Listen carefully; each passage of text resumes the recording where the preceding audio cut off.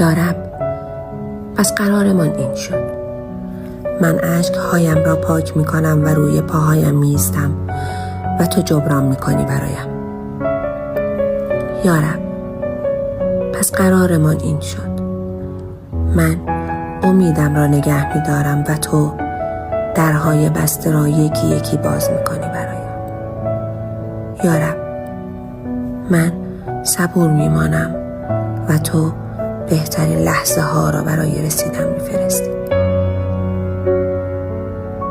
من فقط قدم برمی‌دارم و تو راه را صاف می‌کنی زیر پاهایم. یا رب العالمین، قرارمان همین باشد. من باور کنم و تو